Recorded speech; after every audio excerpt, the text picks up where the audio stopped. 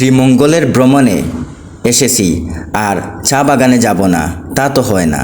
Block 39-এর এই 3 নম্বর পর্বে আমি ঘুরে ঘুরে দেখাবো শ্রীমঙ্গলের ছোটো বড় অনেক সুন্দর সুন্দর অনেকগুলি চা বাগান।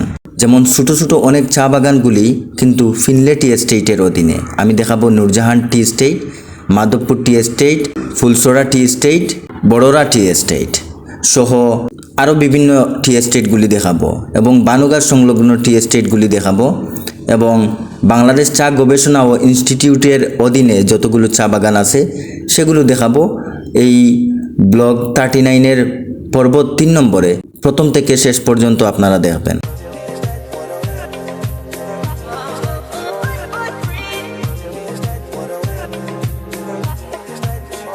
জিরো 1627 পরে 8457 8457 পরে 845789। ভাই নামটা কি বলছেন? স্বপন ভাই। স্বপন ভাইয়ে এসে কল দিলে স্বপন ভাই সব জায়গা চা বাগানের নাম কিটা? ফুলসরা চা বাগান। এগুলো হইল ফুলসরা চা বাগান ফিনলে টির অধীনে।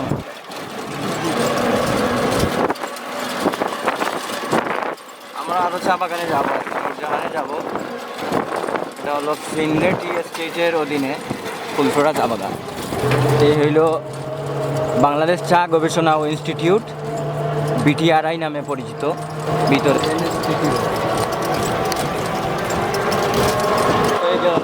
বাংলাদেশ চা গবেষণা ইনস্টিটিউট।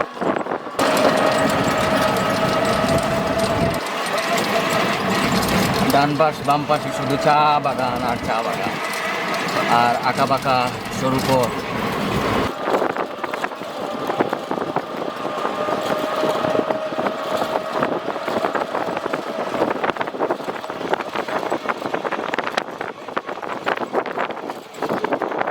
আমরা কিন্তু রাবার বাগানও যাই।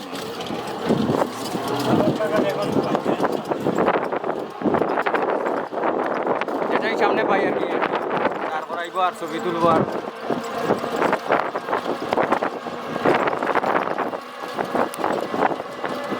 যত দূর চোখ যায় শুধু চায়ের বাগান। এই বাগানের নাম কি তাই? ফুলসরাই। এটা নাম হচ্ছে বিটিআরআই চা বাগান। বিটিআরআই চা বাগান। বিটিআরআই মানে সরকারি মানে না, তবে কিছু আছে ব্যক্তি মালিকানা। সরকারের থেকে নিচ্ছে 20 বছর থেকে নিচ্ছে। হ্যাঁ, 20 বছর পর্যন্ত সরকারে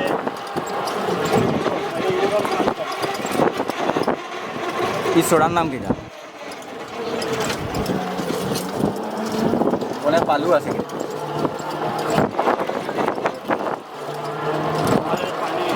এই দেখুন খুব সুন্দর ফিনলে বড়রা এস্টেট নাকি?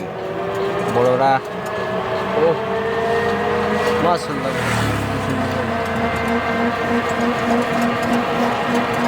দেখুন এর আগে তো অনেক চা বাগান দেখাইছি, শ্রীমঙ্গলের চা বাগানগুলো দেখে অলরেডি 3-4টা চা বাগান তো ক্রস করে আসছে। এটা আরেকটা বাগান, এটা বিটিআরআই চা বাগান, এটা বড়রা চা বাগান।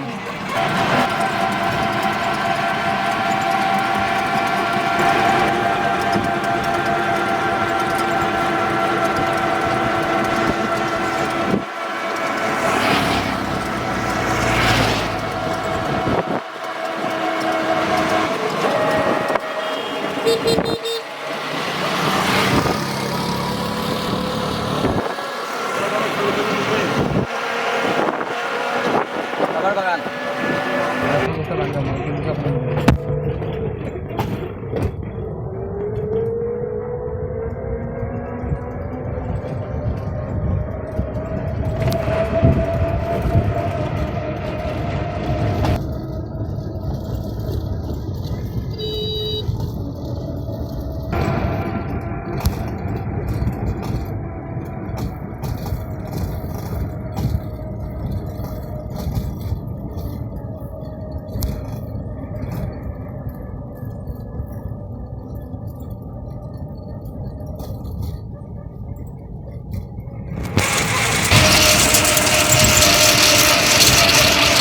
এখন আমরা আসছি মাধবপুর চা বাগান বানুগাছে, মঙ্গলের বানুগাছের মাধবপুর চা বাগান।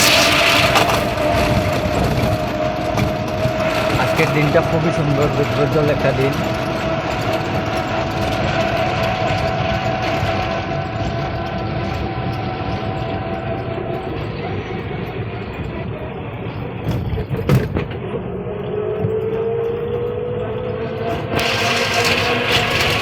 এটা হলো মাধবপুর চা বাগান।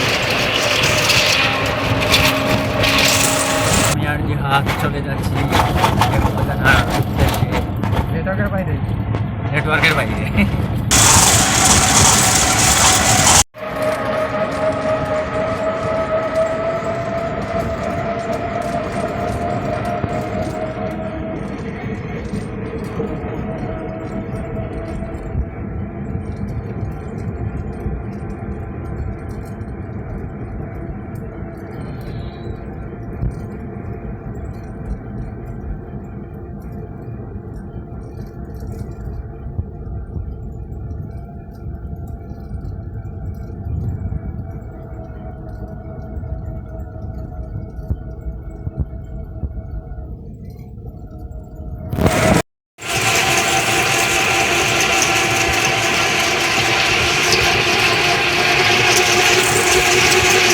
দেখুন আপনারা চায়ের রাজধানী,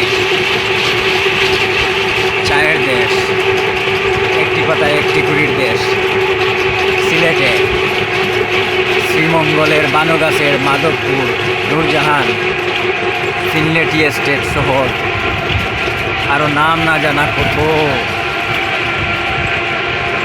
চা বাগান। আমার জানা মতে প্রায় 90টিরও বেশি চা বাগান এখানে আছে। আর একটা নামে খুবই বিখ্যাত,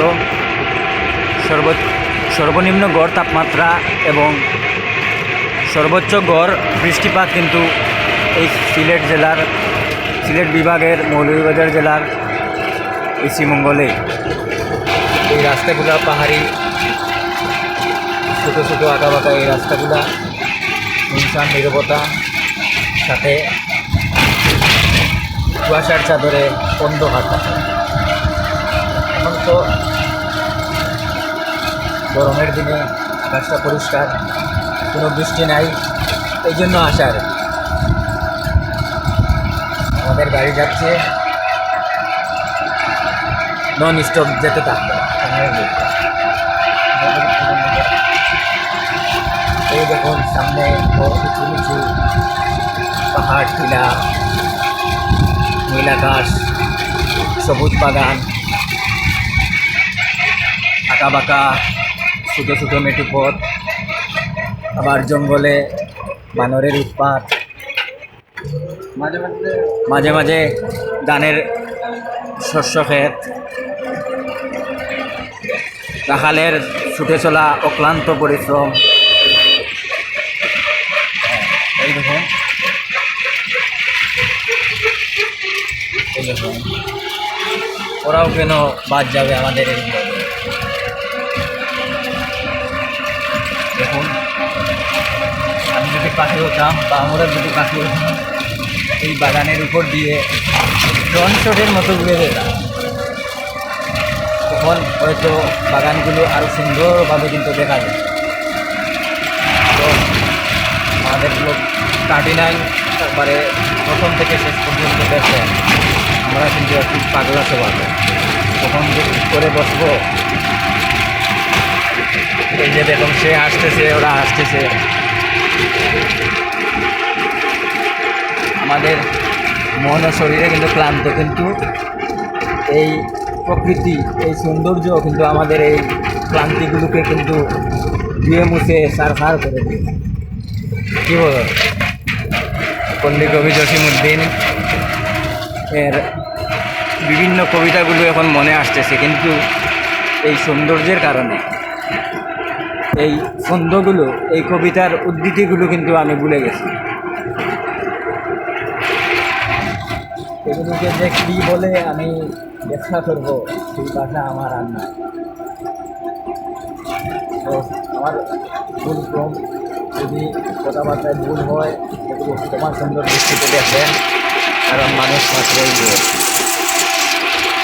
আমার সাধু ও চলিত ভাষার দূষণ একটা সমস্যা আছে না, মাঝে মধ্যে সিলেটি মাঝে মধ্যে চলিত ভাষা চলে আসে, সেটা স্বাভাবিক হিসাবে আপনারা ধরে নেবেন। তো দেখেন আসলে মানে নিজেকে আর কন্ট্রোল করে রাখার মতো না, এমন একটা সিচুয়েশন এখন আসছে আর কি। বকবক না করে আমরা সুযোগ দেখাই, দেখাতে পারি। বকবক করলে এমনিই তো সারাদিন খাই নাই, ক্লান্ত শরীর এই গরমের সময় আরও ক্লান্ত হয়ে যায়।